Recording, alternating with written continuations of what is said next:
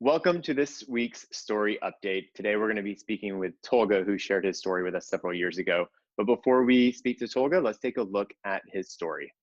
My name is Tolga, and I'm from Malatya, Turkey. It's a small conservative town, and we all raised conservative as well. I remember every time I was going to school, some of my friends, they were talking about the girls that they saw in their dreams and all that as we were growing up. And I was always feeling left out and questioning because I never saw a girl in my dream. I was seeing guys, and it made me utterly uncomfortable as well because, number one, I cannot share that with anybody. And number two, it was not okay for me either. I moved to New York City when I was 19 for college, and the feelings were still inside. And I was not happy about it because not only I wanted answers, but also I did not want to associate myself with being gay. I assumed that it was just an urge, and once I experienced that, I told myself that that feeling is going to be gone. So I picked up Village Voice magazines on the way to school, and on the back pages, and I chose the right ad for my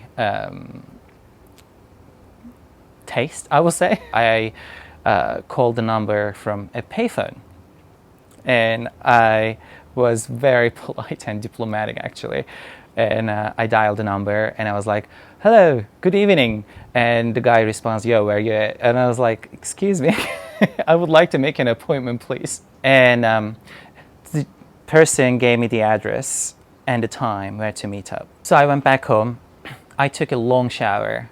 I did take care of myself very well. I did my hair super well, and I put cologne and very nice outfit as well, as if I was going on a super important date.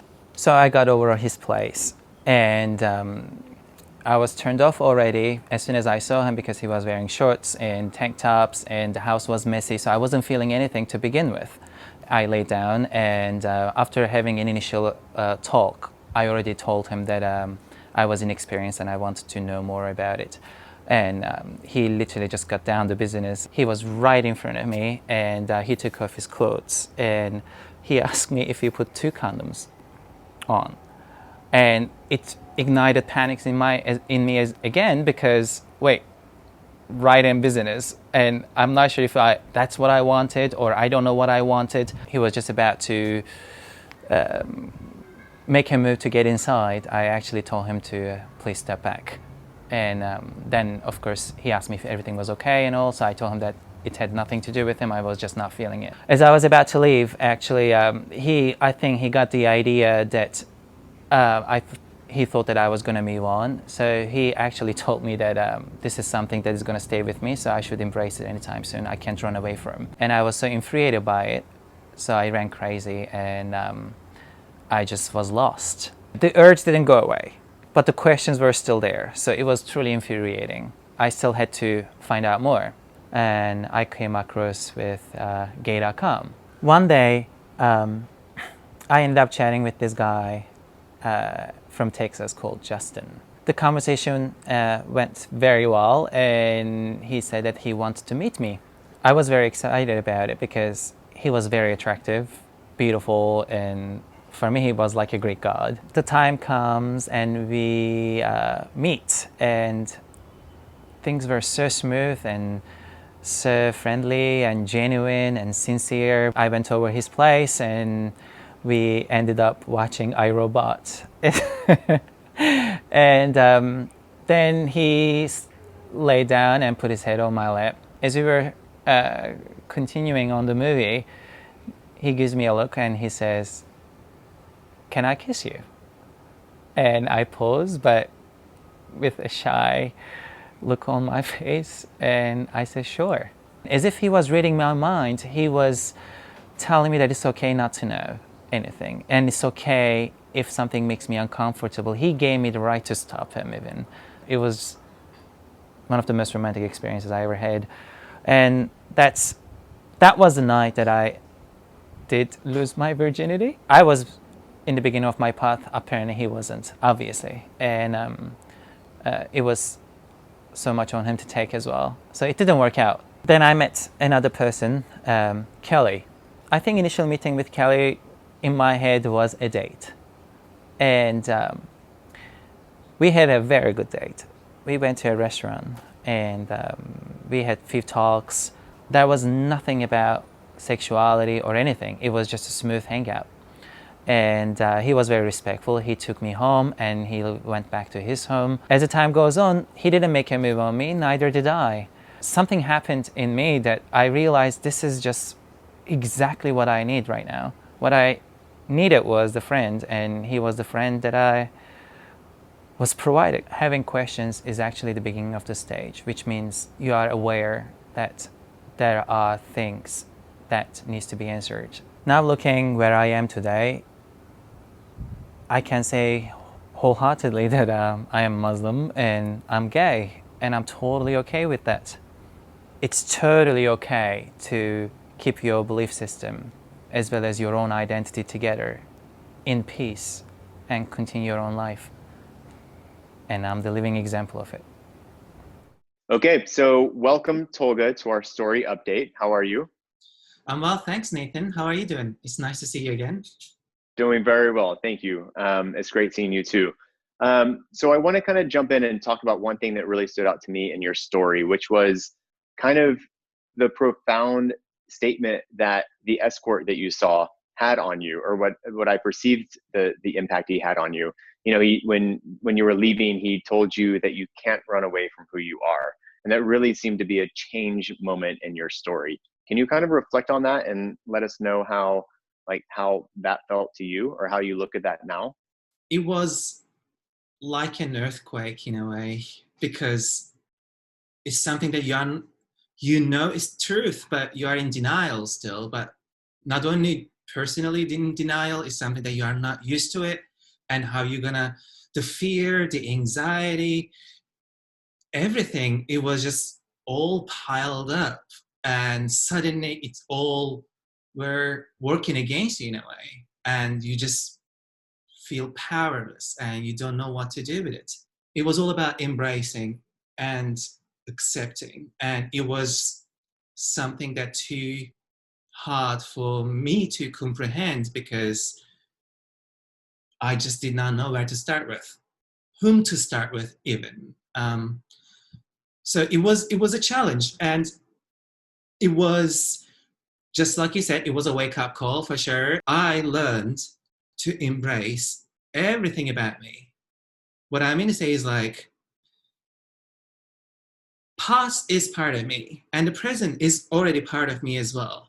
So where I came from, how I lived through, whether I was in denial or was in different group of people, uh, or raised in different culture, just because they are or they were different from my current life standards doesn't change the fact that um, they are not part of me.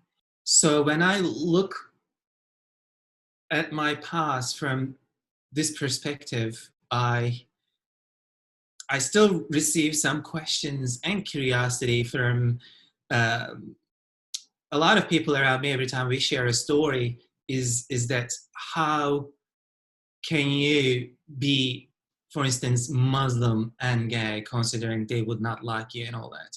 But it goes through the same circle when you think about it. Is in the past, I was trying not to accept I was gay.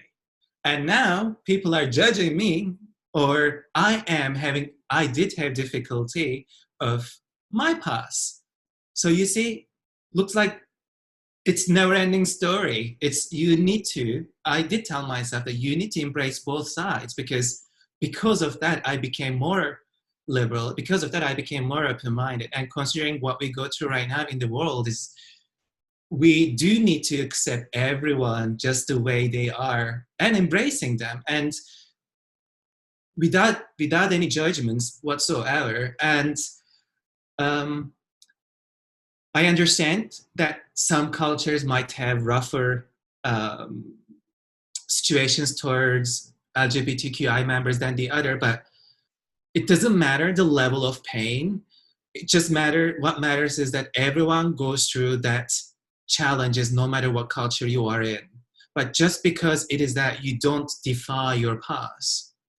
You embrace your past, and you, if you are good at it, if you approach in the right angle, you seek out ways how you can make the change, how you can make the better impact, what contribution you can make so others would not go through the same.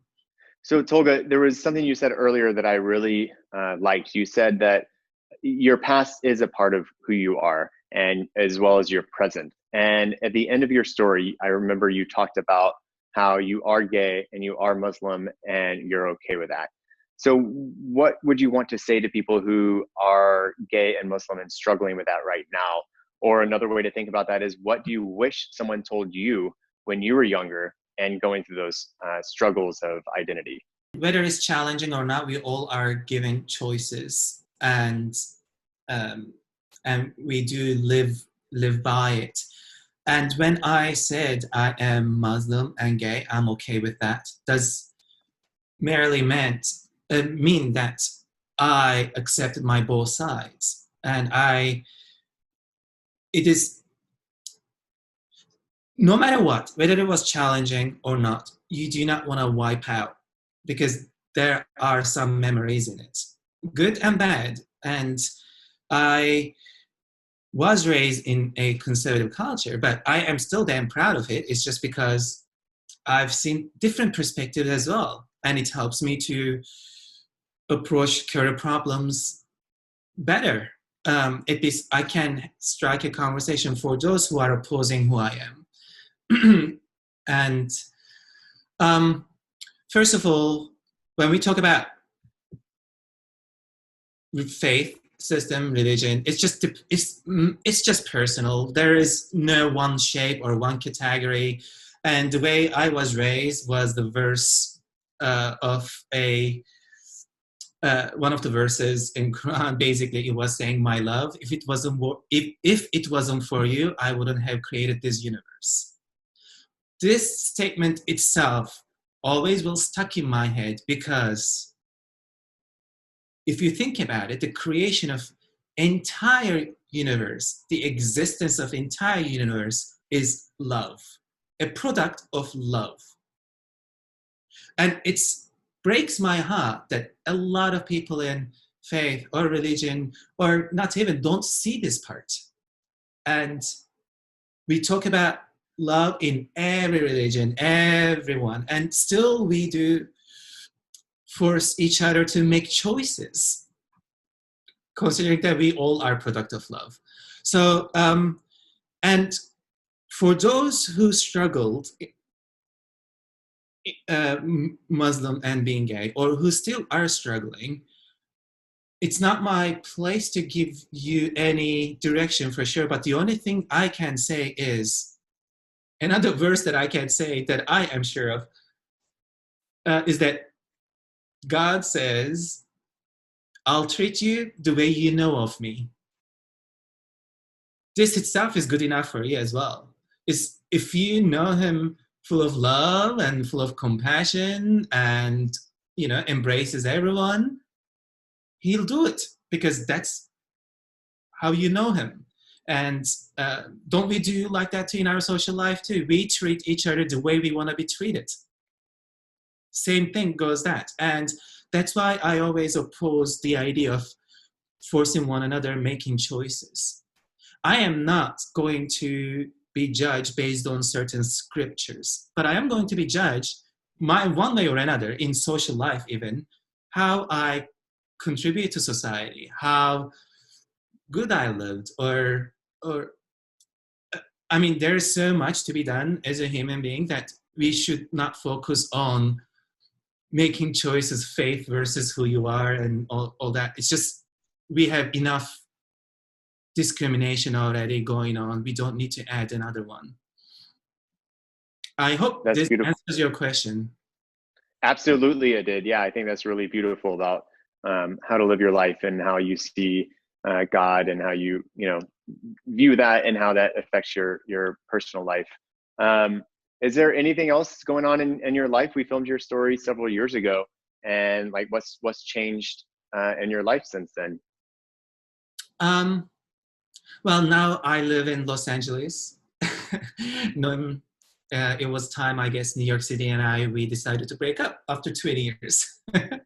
um, but now it's been a year, but unfortunately I've been locked down for the past 6 months because of COVID anyway. But I, of course, did change my career. I'm a user experience designer now. I am not dating still, which is good actually. It's a good time not to date because there's not much to do. It's just a lockdown.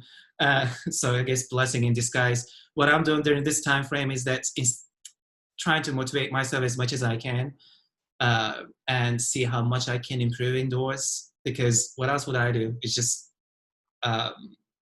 so I just write down the things that I want to accomplish during this time, and I think on the right track. Was there anything else that you wanted to share with people that we didn't cover right now? Not really. I hope that my messages were clear and straightforward, and I really hope it did not cause any misunderstanding. And Tolga, if you could boil down your message clearly one more time, like just really distill it, what would that be? What do you want people to know that your message is? Whether it's painful, whether it's right or wrong, whatever that is that define you, it'll be better once you embrace it. You'll solve the puzzle so much faster and easier. And basically, it also boosts your self-confidence without caring what others think. You live your life the way you want to. And it's important.